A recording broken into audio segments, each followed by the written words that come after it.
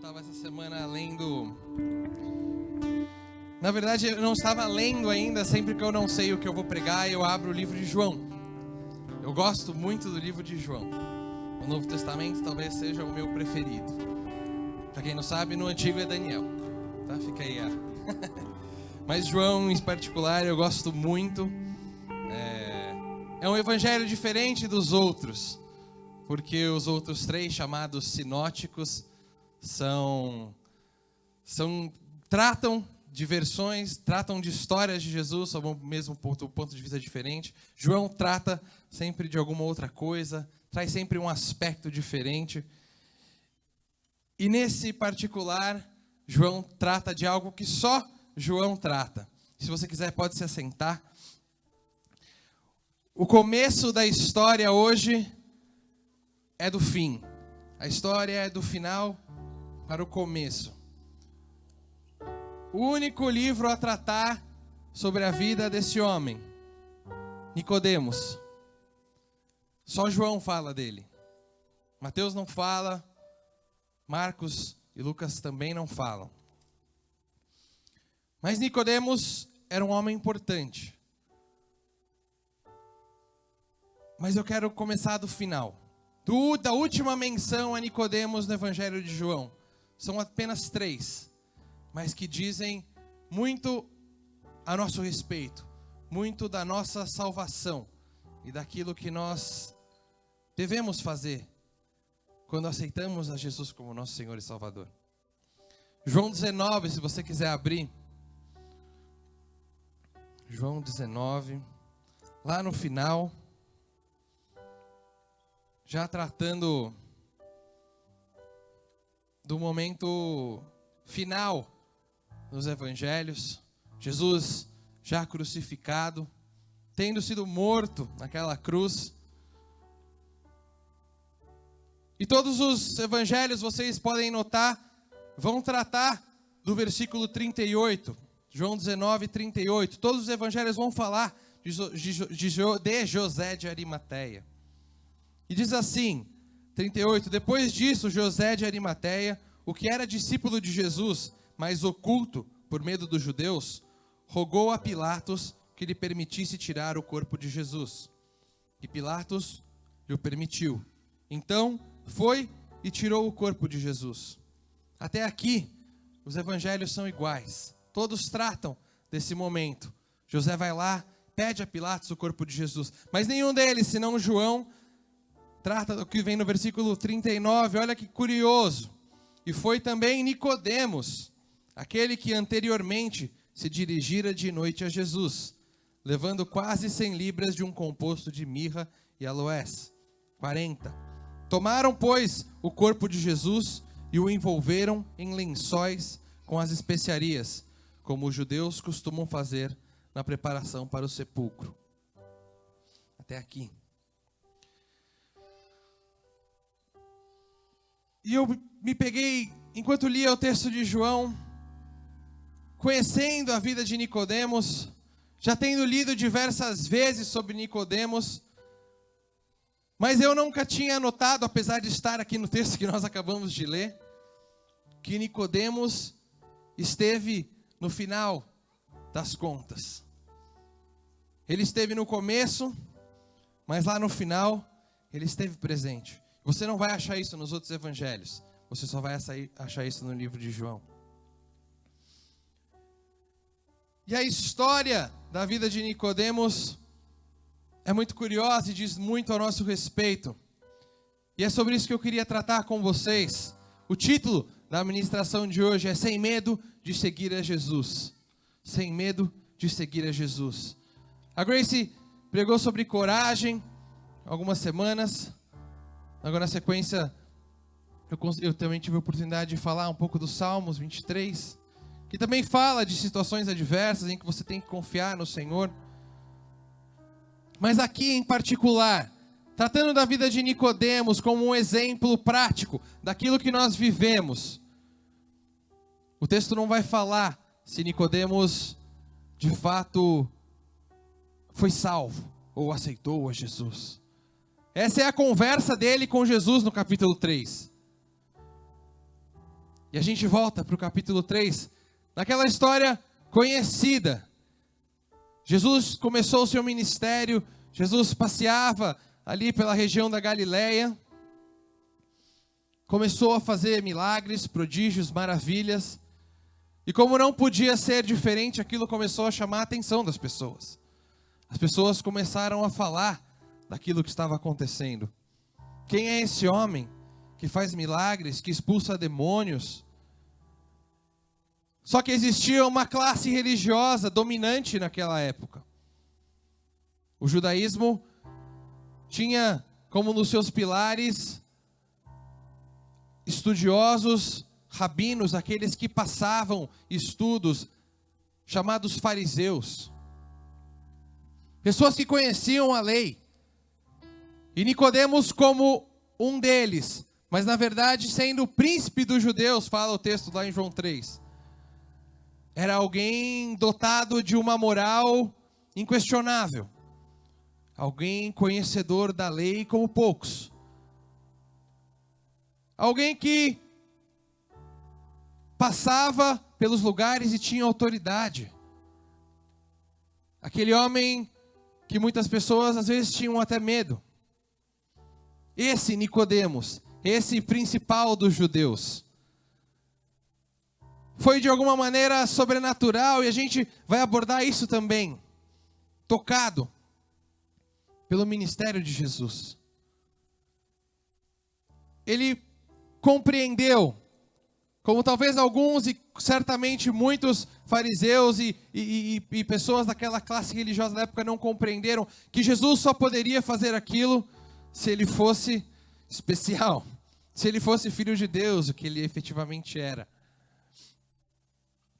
E ele vai, e o texto de João 3, fica o convite pela leitura, nós vamos ler ele, porque ele é comprido. Mas ele se encontra com Jesus à noite. Ele não quer se encontrar com Jesus às claras, na manhã, ao raiar do dia. Ele tem medo.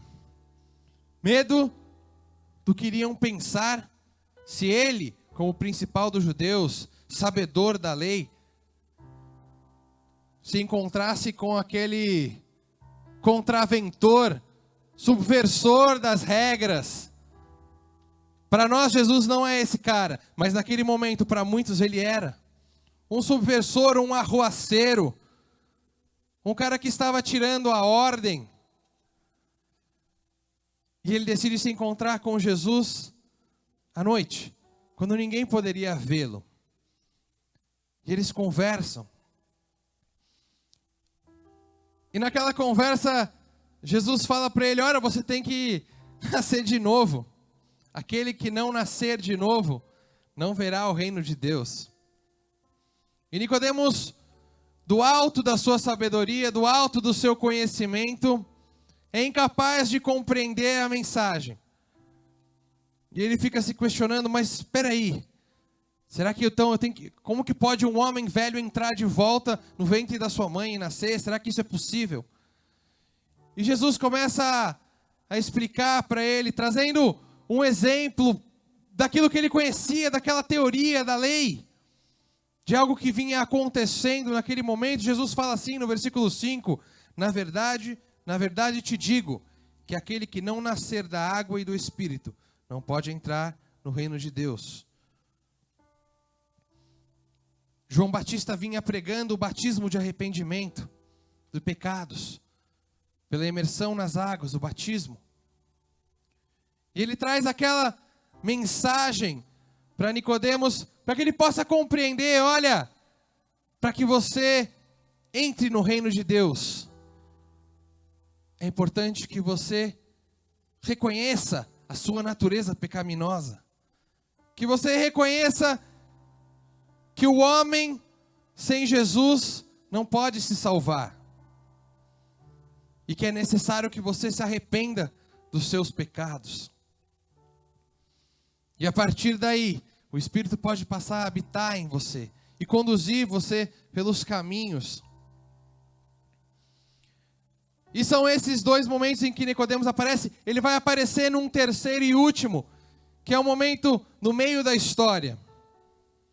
No capítulo 7 ele aparece mais uma vez. Um único versículo, uma única manifestação. Jesus, no versículo 37, diz assim: se alguém tem sede, que venha a mim e beba. Isso Jesus disse numa festa, na festa de tabernáculos. E ele fala: quem crê em mim, como diz a Escritura, rios de água viva fluirão do seu interior, correrão do seu ventre, depende da sua versão. E as pessoas, mais uma vez, começam a criticar o que esse homem está falando, não faz sentido o que ele está falando, quem ele acha que é, quem ele pensa que é para falar algo a esse respeito. Venha e beba a mim. E as pessoas começam a se questionar, e muitos vão até os fariseus, e como não poderia deixar de ser, Nicodemos estando entre eles, por ser um dos principais, mas tendo sido tocado em algum momento pela mensagem de Jesus, já tendo encontrado Jesus no capítulo 3, um momento anterior a esse, ele vira e fala: porventura, condena a nossa lei um homem, sem primeiro ouvir e ter conhecimento do que faz? Percebam como Nicodemos tenta de alguma forma se aproximar ou proteger a Jesus. Mas algo impede ele de viver aquilo na sua plenitude. Ele se encontra com Jesus às escuras no capítulo 3. Aqui no capítulo 7, de maneira sutil, ele faz uma pergunta para tentar acalmar os ânimos, para tentar desviar o foco daquilo que Jesus tinha acabado de falar. E no capítulo 19, ele aparece quando Jesus já está morto. E leva aquele composto de mirra e aloés. E como a vida de Nicodemos diz respeito a nós, isso eu fiquei me questionando, e foi isso que me tocou muito para compartilhar essa mensagem. Porque mesmo tendo feito o que ele fez, Nicodemos teve medo de seguir a Jesus. Ele não abriu mão dos bens que ele tinha, ele não abriu mão da vida que ele tinha, do cargo, do respeito, da admiração que as pessoas tinham por ele. Ele teve medo de seguir aquele Jesus a quem ele reconheceu ser diferente, a quem ele reconheceu ser especial. Um Jesus que mudou toda a atmosfera social daquela época. Um Jesus que transformou a história, como nós bem sabemos. E eu me vi de uma maneira muito peculiar na vida de Nicodemos. Porque por muitas vezes eu tive medo de me expor. Tive medo de reconhecer em público, de deixar que outros soubessem quem era o Jesus a quem eu seguia. Ou ainda, mesmo que deixando saber, não fazendo nada diferente, para que as pessoas ao meu redor também pudessem experimentar aquilo. Me via de uma forma egoísta. Se Jesus morreu por mim, como Ele morreu por cada um de nós, por que não? Tendo decidido seguir a Ele, ter medo de expor a minha fé, a minha confiança, ter medo de, ao menos, compartilhar como eu fui salvo. E vejam que interessante, porque a vida de Nicodemos, como a nossa, diz respeito à salvação e aquilo que Jesus espera de nós após ela. E Jesus não faz outra coisa no capítulo 3, como no capítulo 7, a indicar a Nicodemos o caminho da salvação. E eu explico, e tenho a base textual aqui para comprovar isso.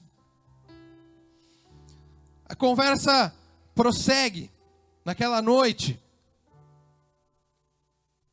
E lá pelas tantas, quando Nicodemos faz um questionamento a Jesus, Jesus começa a responder. E uma resposta de Jesus Presente no versículo que é o versículo mais pregado de toda a história das Escrituras. Um versículo que talvez todos vocês saibam de cor. João 3,16. Jesus fala assim para Nicodemos: olha, Nicodemos, Deus amou o mundo de tal maneira que deu o seu Filho unigênito para todo aquele que nele crê, não pereça, mas tenha vida eterna. O versículo que exprime a totalidade da mensagem de Jesus, da vinda de Jesus, o motivo pelo qual Deus enviou a Jesus. Um versículo conhecido de todos e o mais pregado, isso é um fato. Jesus disse a ele, a Nicodemos. Jesus não disse isso para os seus discípulos. Jesus não disse isso para a multidão. Jesus disse isso numa noite em que ele estava com Nicodemos. Ele indicou a Nicodemos o caminho da salvação. Aquele que teve medo de se expor, aquele que teve medo, vergonha do que pensariam se ele decidisse seguir a um Jesus subversor.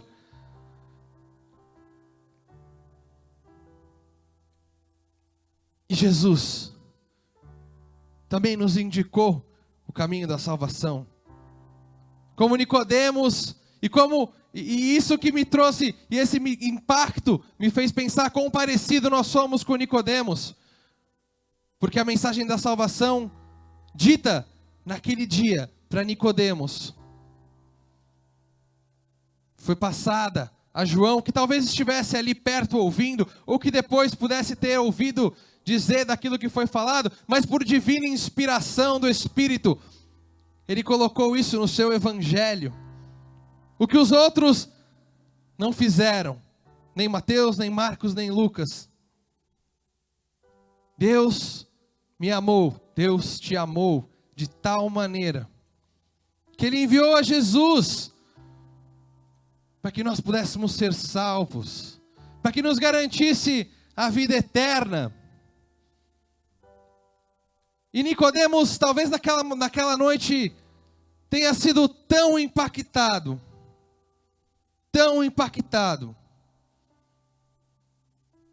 mas ainda assim, não quis abrir mão, quis permanecer com a vida que tinha. E como nós, muitas vezes, você vê que Nicodemos aparece de novo em momentos da vida de Jesus. E muitas vezes, e eu pensei muito na minha vida, e eu sei que você também pode se ver nessa situação. Conhecedores a Jesus, conhecedores de Jesus que somos. Muitas vezes, temos medo de expor a nossa fé, temos medo de expor a nossa crença, temos medo de seguir a Ele por medo do desconhecido. Porque nós não temos coragem de enfrentar aquilo que não sabemos. É, de certa forma, um conceito secundário daquele de fé. Ora, a fé é o firme fundamento das coisas que se esperam, a certeza das coisas que não se veem. É você acreditar em algo que você não conhece. É você enfrentar o desconhecido. É você, muitas vezes, abrir mão de uma tradição. De uma tradição familiar, de uma cultura, para poder bater o pé e falar, eu sigo a Jesus Cristo, e eu quero viver aquilo que Ele tem para mim sem medo.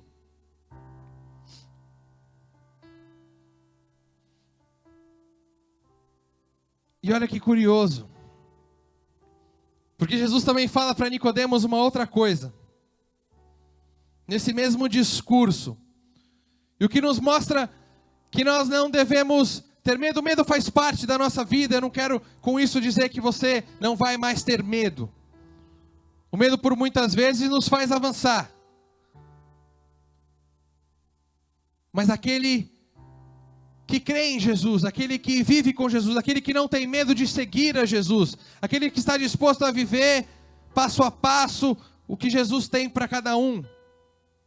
Afinal de contas, Ele é o caminho, Ele é a verdade, Ele é a vida. Ninguém vem ao Pai senão por mim. Ele fala também para Nicodemos: o vento sopra onde quer, e ouves a sua voz, mas não sabes para onde vem, nem para onde vai. Esse, Jesus fala, é todo aquele que é nascido do Espírito. Aquele que nasceu de novo. Aquele que reconheceu que era um pecador. Aquele que decidiu se prostrar aos pés de Jesus e dizer: eu sou sim um pecador, só o Senhor pode me salvar. Esse que é nascido do Espírito. Esse que não tem medo de seguir ao seu Senhor. Aquele que é nascido do Espírito. É como o vento. Nós não o vemos, mas nós sabemos que ele está passando.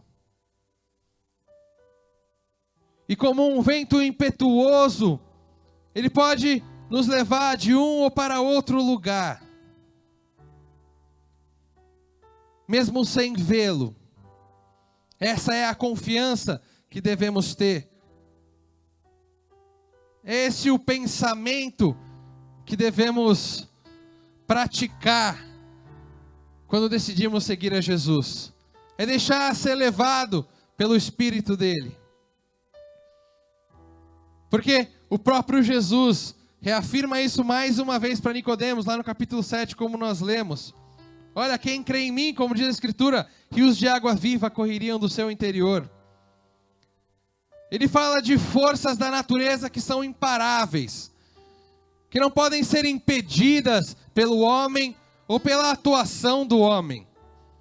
O homem não tem controle sobre o vento, como ele não tem controle sobre a água.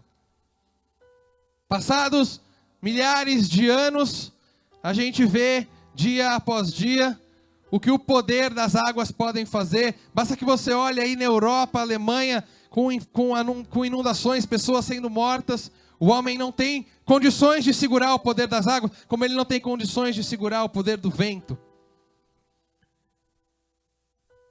E se Jesus faz essa analogia e nos compara ao vento e nos fala que seríamos como águas e águas fluiriam do nosso interior, ele quer dizer que você e nem ninguém pode te parar. Você não precisa ter medo, porque se você crê nele, ele vai te levar para onde ele quer. E nada, nem ninguém pode te impedir. Essa é a fidelidade de Deus conosco. Esse é o poder de Deus conosco. Sem medo de seguir a Jesus. Por muitas vezes na minha vida, e eu confesso aqui que eu demorei muito para poder ter uma identidade, porque isso diz muito sobre identidade. Medo de seguir a Jesus diz muito sobre identidade.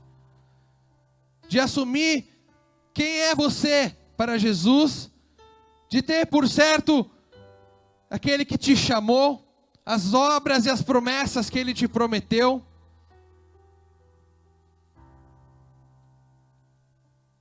E eu sei que isso me impediu de alcançar muita gente.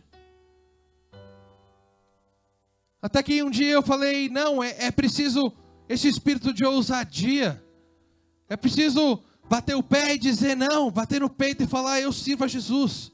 Eu conheço a Jesus, eu sei o que Ele fez por mim, pela minha casa. Todo mundo aqui tem alguma história para compartilhar de Jesus. Todo mundo aqui em algum momento foi alcançado por essa graça, esse favor imerecido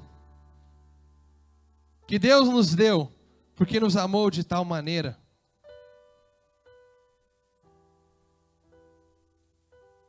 E o que eu queria convidá-los nessa noite, como Jesus disse lá em Lucas 9, no capítulo 23, se alguém quiser vir após mim, negue-se a si mesmo, tome a sua cruz e siga-me. Pode parecer um pouco amedrontador se você interpretar esse versículo de maneira literal. Eu tenho que tomar a minha cruz e seguir o meu caminho rumo ao Calvário, e ali ser sacrificado e morrer para o mundo, como Cristo morreu por mim. Não mais me entregar aos prazeres, não mais me entregar às tradições, aquilo que a cultura diz que é bom. Um caminho que pode parecer árduo, difícil, mas quando lido num contexto das Escrituras, quando entendido dentro desse contexto em que Jesus nos traz e nos coloca como poderes da natureza, como o vento, como a água, que não podem ser parados. O que tem te impedido de seguir a Jesus? Quais os pensamentos, ou aquilo que as pessoas pensam ao seu respeito? O que tem te impedido de viver plenamente para Jesus Cristo? O que tem te impedido de viver com esse vento que sopra onde quer? Ninguém sabe para onde vem, nem para onde vai. Ele quer isso de você, Ele espera isso de você. Ele quer que você apenas confie nele e possa segui-lo cegamente. Porque eu não sei quem esteve aqui quando eu preguei no Salmo 23, quando Deus nos compara a ovelhas, animais que são estrábicos, que não enxergam muito bem. Como ovelhas que somos, que seguimos, devemos seguir ao nosso pastor. Devemos fazê-lo cegamente, porque Ele tem o melhor. Ele tem preparado o melhor. A palavra é repleta de exemplos disso, e Jesus fala, e a palavra também fala por meio dos seus outros autores. Nem olhos viram, nem ouvidos ouviram, nem jamais entrou no coração do homem aquilo que Jesus tem preparado para aqueles que nele creem. Jesus tem o melhor para você, como Ele tem para mim. Mas o nosso medo de se expor, como Nicodemos, de talvez não querer sair daquela situação que ele estava,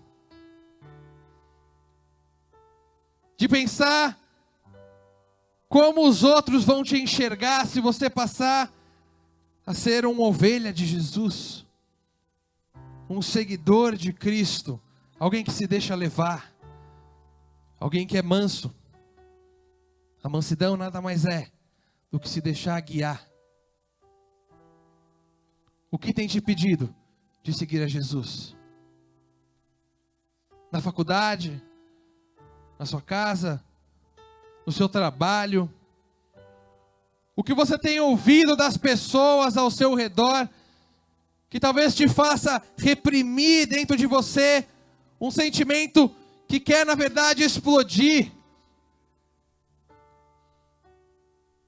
O desejo que eu sei que todos nós temos de querer falar de Jesus, de mostrar aquilo que Ele fez por cada um de nós,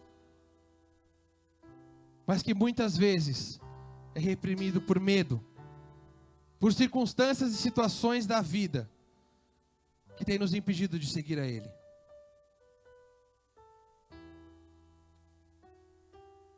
Se o louvor puder vir aqui, a gente está terminando. E eu quero nessa noite convidar você que, como Nicodemos, em algum momento do caminho, talvez tenha ficado com medo, o que é natural, o que é normal, o que apesar de tudo é aceitável, porque Jesus conhece as nossas falhas. O que tem te impedido de seguir a Ele? O que impediu Nicodemos de seguir a Jesus? O prestígio social, a posição religiosa, o medo, que não pode nos parar. Como diz a música que nós cantamos, o que dizer, o que fazer quando Ele vem? Nós vimos o que Ele pode fazer. Ele nos legou aqui um texto repleto de histórias daquilo que Ele é capaz de fazer. Ele nos mostrou e continua a nos mostrar o seu poder. Ele ainda faz milagres, Ele ainda faz maravilhas, porque Ele não poderia fazer na sua vida. Mas muitas vezes nós não temos experimentado por medo de nos expor na presença dEle. Mas aqui, quando nós nos reunimos em seu nome, como o Bafume disse, viemos aqui por um único e específico propósito: de louvar, adorar e glorificar o santo nome de Jesus Cristo. Então hoje, nessa noite, você tem a oportunidade de se colocar na presença dEle mais uma vez, de se expor na presença dEle mais uma vez, de se derramar na presença dEle mais uma vez, de reconhecer que Ele é o seu Senhor e Salvador, e de que Ele tem o poder para te capacitar, para te encher, para te fortalecer, para estar contigo a cada passo do caminho. O seu Jesus, o meu Jesus, o nosso Jesus. Eu te convido a se colocar na presença dEle nessa noite, e ser cheia do Espírito, ser fortalecido, para poder viver algo novo e diferente, que Ele tem preparado para cada um. Em nome de Jesus.